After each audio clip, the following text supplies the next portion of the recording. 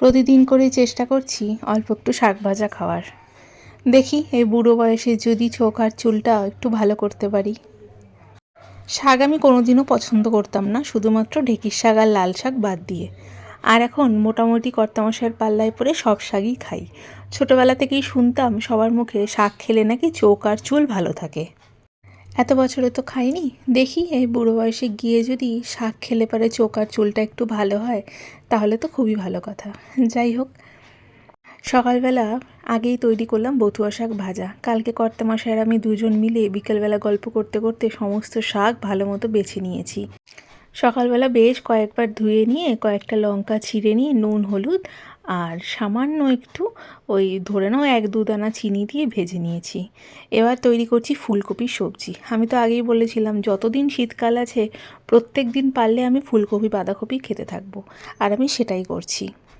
ফুলকপিটা আগে ভেজে তুলে রেখে দিয়েছি, আর তেলের মধ্যে আলুটা প্রথমে ভেজে নিলাম। এবার যে মশলাটা করেছিলাম একদম নিরামিষ মশলা, আদা জিরা লঙ্কা বাটা, টমেটো দিয়েছি বাটা, তার সাথে সমস্ত কিছু মশলাটা দিয়ে পরিমাণ মতো হলুদ গুঁড়ো, কাশ্মীরি লঙ্কা গুঁড়ো, নুন আর বেশ খানিকটা মটরশুঁটি দিয়েছি। মটরশুঁটিটা কিন্তু শীতের ফ্রেশ মটরশুঁটি, কোনো ফ্রোজেন মটরশুঁটি না। কিছুদিন আগে মোটামুটি আমি 1 কিলোর বেশি মটরশুঁটি নিয়ে এসেছিলাম। নিয়ে এসে ভালো মতো ছুলে নিয়ে একটা বড় টিফিন বক্সের মধ্যে ভরে ডিপ ফ্রিজে ঢুকিয়ে রেখেছিলাম।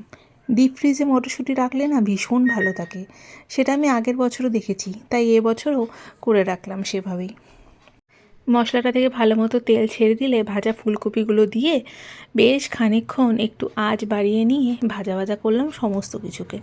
এবার পরিমাণ মতো জল দেব, আর জলটা একটু কমই দেব, খুব একটা বেশি, যেহেতু আজকে ফুলকপি নেই তার জন্য।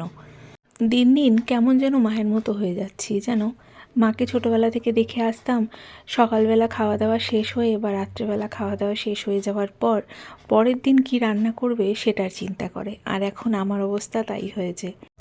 দুপুরবেলা বা রাত্রেবেলা খাওয়া শেষ হয়ে যাওয়ার পর প্রথমেই চিন্তা হয় যে পরের দিন কি রান্না করব। যেহেতু আমি আগের দিন রাত্রেবেলায় সমস্ত কেটে বেছে পরিষ্কার করে ধুয়ে রেডি করে রেখে দিই যাতে সকালে তাড়াতাড়ি রান্না হয়, তাই আমার একটু চিন্তাটা বেশিই হয়। একটা জিনিস ভালো যে আমার ঘরে দুজন মানুষ তো, তাই খুব বেশি রান্নাবাড়ি করার আমার প্রয়োজন হয় না। আমার কর্তামশাইও খুব অল্প খায় আর আমি তো অল্পই খাই। সত্যি কথা বলতে কি, আমাদের বাড়িতে কিন্তু শুধুমাত্র মাছের ঝোল ভাত, মাংসের ঝোল ভাত ভাত বা শুধুমাত্র ডিমের ঝোল ভাত হলেই আমরা দুজন শান্তি মতো খেয়ে নিই। কিন্তু বিয়ের পর থেকে অনেকের মুখে একটা কথা শুনেছি, ছেলে মানুষকে নাকি কোনোদিনও এক পদে খাবার দিতে হয় না। ওই সেখান থেকেই শেখা, তাই যতটুকুনি পারি একটু তার জন্য করে রাখি। আসলে খাওয়ার মানুষ দুজন তো, তাই কোনো সময় এই পদগুলো হয়ে যায় খাবারের অনেক বেশি, তখন আর খেয়ে উঠতে পারি না, তাই সেই পদগুলো কোনো সময় পরের দিন পর্যন্তও থেকে যায়।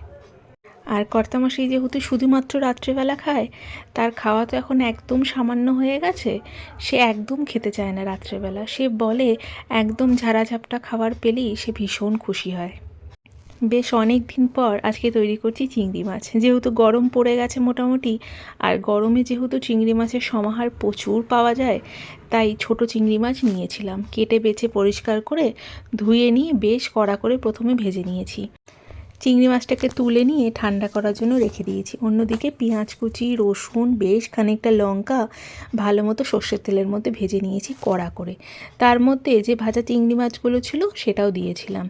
সমস্ত কিছু মিক্সিতে এখন তুলে নিয়ে ঠান্ডা হওয়ার জন্য অপেক্ষা করব। ঠান্ডাটা যখন হয়ে যাবে বেশ খানিকটা সর্ষের তেলের মধ্যে সামান্য একটু কালো জিরে ফোড়ন দিয়ে সেই যে চিংড়ি মাছ বাটাটা করেছিলাম সেটা দিয়ে সামান্য পরিমাণে একটু নুন দিয়ে খুব ভালো মতন ভাজা ভাজা করতে হবে। আর এই সব বাটা জিনিস যখন ভাজা ভাজা করতে যায় তখন কিন্তু একটু তেলের পরিমাণটা বেশি হয়েই যায়, তাই আজকে তেলটা একটু বেশি দিয়ে সমস্ত কিছু বেশ অনেকক্ষণ ধরে কম আঁচে ভাজা ভাজা করতে হবে। এই ভাজাটাই একটু সময় সাপেক্ষ ব্যাপার, তার বাইরে কিন্তু চিংড়ি মাছ বাটা করতে বেশি সময় লাগে না। আর আমি যখন এরকম ছোট চিংড়ি মাছ নিই তখন কিন্তু আমি এই বাটাটাই করি, কারণ আমরা দুজনেই এই বাটাটা অসম্ভব ভালোবাসি। আর কর্তামশাইয়ের কাছে তো এই বাটাটা দিলে সে আর কোনো কিছুই খেতে চায় না, সে এতটাই পরিমাণ ভালোবাসে বাটাটা। এবার গরমটা যেহেতু পড়ছে, প্রায় দিনই এই ছোটো চিংড়ি মাছ নিলে আমি কিন্তু বাটাটাই তৈরি করব। বেশ অনেকক্ষণ ধরে কম আঁচ করে কিন্তু ভাজাটা কমপ্লিট করতে লাগবে। এই বাটাটা গরম ভাতে খেতে দুর্দান্ত লাগে।